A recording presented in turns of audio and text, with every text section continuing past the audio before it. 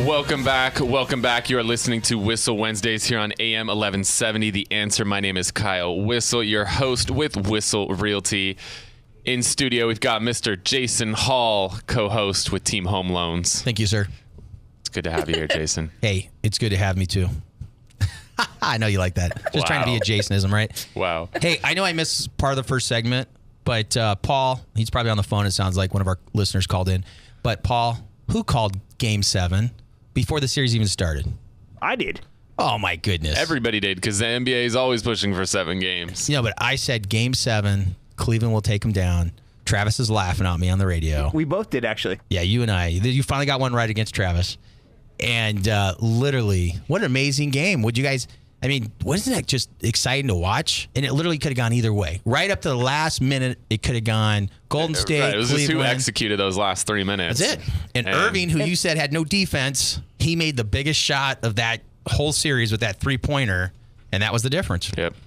How you know it's a good series is, like, my brothers who know nothing about sports, which I don't know how we're actually related, but we are, they were interested in that game. Like my mom and dad sat there on Father's Day with us, and they've never watched a game, ever. We were at Texas Roadhouse in Corona for Father's Day and my sister-in-law's birthday, and my brothers were watching the game as intently as I was. Were they rooting for Golden State or were they rooting for Cleveland? They were just they weren't rooting for anybody. They were just enticed by the drama of that game as it was unfolding. So everybody under 30 in our group was rooting for Golden State, and everybody over 30 was rooting for LeBron and Cleveland to break that curse. Sounds about right, yeah. Anyways, I just wanted to throw that in there. Sorry to go down another rabbit hole, Mr. Whissel. Yeah, that's how you roll, though. Thanks for that, Jason. We really appreciate welcome, it. sir. It's good to have you back. You're welcome. So also in studio, Jessica Macias out of Santee with the Whissel Realty team. Jess, give us the numbers. What's going down in Santee right now? Wow, Santee is a hot market right now. Overall in San Diego County, values are up year over year about 6.5%. Santee, they're up 13%. So they're blowing San Diego numbers out of the water. Now, you said hot market. I hate to interrupt you because I know you got little notes there, Jess, but you know how Mr. Hall likes to go down the rabbit hole. Sure. It's a hot market. Wasn't it like on Sunday out there, like 110? Oh, boy. It was, I don't even know. The last thing, it was like 112, I think I saw on my car. It was ridiculous. Of course, it was 100 everywhere, you know. We tied the record for the hottest day ever in San Diego County at 122 out in the desert. Wow. Isn't there was that crazy? a group of people that had a melting contest. They took different items, put it on a table, and saw which one melted fastest. But Santee's just unbelievable. People don't realize unless you go out there, because with all the freeway access, it's not that hard to get there. But most people are not driving through like Mission Valley to get to downtown, to get to La Mesa, to get somewhere. So it's not a normal commute for most people. So if you're listening right now and you haven't been out to Santee, you need to go check out Santee. Yeah. Mission Gorge Road looks completely different than it did 20 years ago. All the businesses there, all the homes, all the great stuff you guys are doing in the community. I know Kyle runs Santee Saturdays. I want to say Whissel Saturdays, but we have Whissel Wednesdays. And you guys moved in. You and your husband, Russ, have been there how long now in Santee? Since 2009, so quite a while. So you guys have seen a huge amount of change in the last 7 years. The 52 being built, everything, that extension. And it's a true family community. Absolutely. So my parents bought there in 1972. For like $20,000, and my dad thought it was a 4-bedroom house, and my dad thought he got robbed paying $20,000.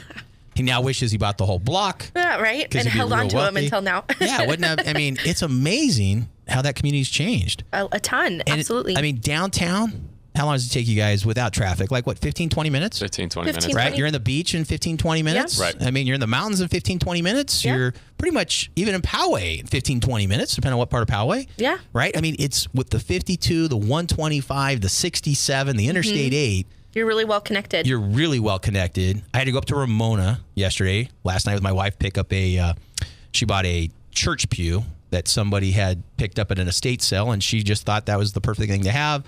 So I was right up there by Mr. Arrow in your neck of the woods up there. What's that gated community called? Mount Woodson. Mount Woodson, yeah. So that's where we're at. And so we got a chance to go through Santee, and it's just, every time I go through, I'm just amazed. So yeah, it's awesome. No, and a great opportunity to go check out Santee is they've got this summer concert series going on every Thursday night, 6:30 to 8. Bring your own beer if you want to have a little picnic, some chairs to sit in, check out some awesome local bands. They've got the 4th of July celebration, which is huge, an amazing fireworks show that they put on. And where's that at? Where do you guys hold that on? At the, Town Center Park? Community Park. Mm-hmm. And parking can be a bit tricky, so get there a little early, hang out. But the trolley goes right there if you had to, right, Kyle? Yeah. Doesn't know where the trolley literally stops right there, I think, right? Yeah, the trolley square there, so short little walk and you're there. Yeah. Yeah. And then you've got, later on in July, the Blues and Barbecue. In August, the Santee Wing Stop, which is kind of cool. But, it's fantastic. It's fun. It's a good couple hours, hear local band, hang out with your family, meet some new friends, check out Santee. Just don't go on July 7th. After the 4th of July, they don't have a summer concert series on that Thursday. Okay. But you can also go to Santee Saturdays on Facebook, right? Just go into Facebook, search Santee Saturdays. Correct. You can see all the things that Kyle and Brian put together. Every Saturday, they look at a community or a business in Santee and draw attention to that community organization and or that business. It's a great thing. If you haven't been to Santee, you can see the things going on just by looking online on Facebook, Santee Saturdays. Yeah. I love it. So we've got Dave Morris on the line, one of our appraisers here with Whissel Wednesdays. Dave, you there? I'm here. What's up, guys? How are you, man? So Jessica was just kind of filling us in on the numbers out in Santee, and it's gone up 13% since a year ago. And so being an appraiser, what are some things that our listeners need to know about appraisals when you're in a market that's appreciating so quickly? Yeah, 13%, that's a lot. So appraisers see that and they cringe because we have to justify that, right? For all new sales. So it's been difficult. This market feels like 2005 all over again, Right. So some of the things to look out for. So I think right now it's all about the pending sales, right? So comps 6 months ago, comps 5 months ago, those are almost irrelevant right now. We're looking at comps that have sold within the last 90 days, and then I'm always looking at the pending sales. I call the agents, ask them if they will give us the information what the home sold for, what the contract price is, and I'm always putting 2 pending sales on the report. So that's where it's at. An upward moving market, you've got to look at what's in escrow and what's going to close soon. So what you guys are really trying to do, Dave, this is Jason Hall, Team Home Loans. What you guys are trying to do is share with an investor, an underwriter, anybody that ever looks at a loan file, that why you justified that this was worth what you put down on paper, correct? Right, exactly. So that person who looks at the appraisal is called the intended user. So in most cases, in a loan scenario for a purchase, that would be the underwriter, and then the other people that use the appraisal report, so the investors, secondary mortgage market, that kind of thing. So we have to paint the picture to them that the market is moving up and we can justify these new price ranges.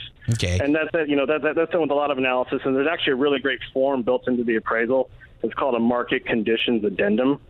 And that kind of outlines what's going on within each market in San Diego for where we're doing our analysis. So I always tell people to refer to that for sure. And prices are definitely up. I know if you're listening right now and you mentioned 2005, I know a lot of people are thinking, wow, that means, it's the top of the market. But I think most of us in the profession still know there's a lot more growth to go. Kyle and I talked about this in October of 2015. So this was about 7 months ago, Kyle, after we came back from one of our conferences, that we knew this was going to be the craziest and busiest year we're ever going to see in the industry because rates were low, because of the election that usually keeps rates low. We still have a very large shortage of homes. And that's why I think you see these prices increasing, Dave, is because there's a shortage of homes.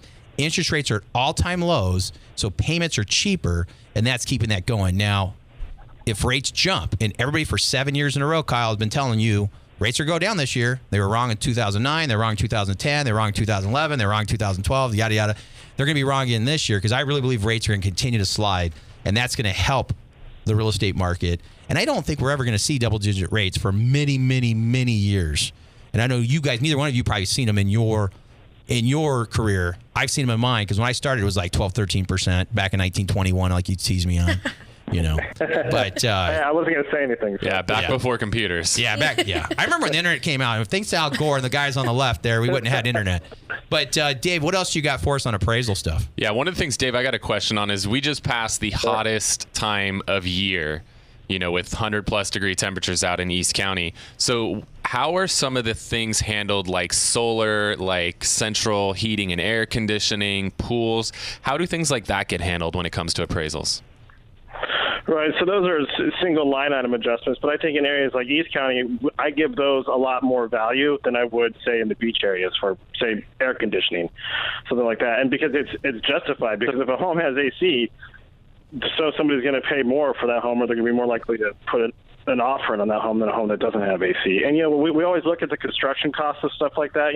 It can cost upwards of $8,000 to put in an AC unit. So we would give that almost full value within an appraisal report. And then what about pools? And with pools, I mean, you could buy a pool for $20,000, you could buy a pool for $100,000. When you're looking at that from an appraisal perspective, how does the original cost of the pool factor into the value add? Pools are interesting, right? So, some people say when you put a pool in, you eliminate half your buyers, right? But in an area where it's warm, that kind of thing, pools are desirable. But unfortunately, from what I've seen, every calculation I've ever ran is you never get full market value for what it costs to install a pool.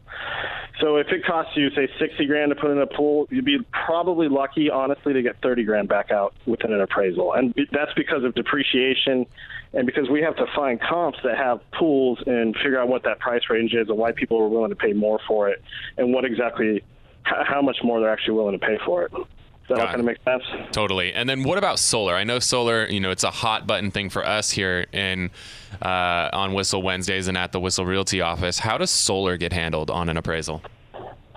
Right. Well, it's a new thing, and there hasn't been any set standard written by the governing boards that govern what we can and can't do in appraisals for it yet.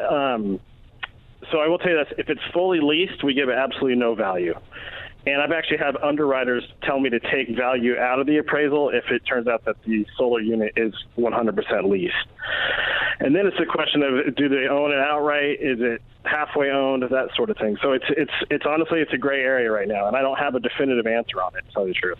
Gotcha. So it really, then that's what's crazy to me with what is the board that certifies you guys as appraisers? It's called, in California, it's called the Bureau of Real Estate Appraisers. Right. But we're governed nationally by what's called USPAP, which is the Uniform Standards of Professional Appraisal Practice. Right. It's a mouthful. And solar is such a big thing. It blows my mind that they haven't come out with guidelines for if it's leased, this is how you handle it. It's the government. Right. I've been told that if you fully own it, some appraisers are giving value of $1,000 to $1,500 a panel if it's fully paid off. You must be hearing that from the solar rep, right? Was that somebody from Solar City that told you that? Yeah, it's interesting. So what I've done is, if it is fully owned, I've given it full value, the full cost of it, and I've had that fly. And then I've also had that been knocked down where the underwriters will come back and say, hey, we want to see some calculations, that sort of thing. So with like anything with an appraisal, in order for us to give something value, we have to find comps that have that feature and figure out what they sold for percentage-wise more because of that feature, right? So we can't just arbitrarily say something's worth $20,000 or $30,000, whatever it is. And one of the problems with solar is it's not a mandatory reporting field in the MLS. So unless the agents put it in there in the remarks or the confidential remarks, and we can call them and verify that information, then it's difficult to give things full value. So and we know how agents always put everything in the MLS, right, Jessica? Oh, yeah, always. Yeah, exactly. So it's unfortunately, it's not a set standard yet, and it's kind of a gray area on appraisals. So I love that's it. my answer for now. Well, good stuff, Dave. If you want to connect with Dave, you've got more appraisal questions, or you want to get an appraisal done on your home, give us a call, shoot us a text, 619-663-SELL, 619-663-7355. Dave, thanks for joining us. We're going to head to a break here on Whissel Wednesdays. When we get back, Jess, I want to dive in a little bit deeper into the real estate market and what some things are people can do to add value to their home and get the most money possible selling this summer season. You're listening to Whissel Wednesdays on AM 1170, The Answer.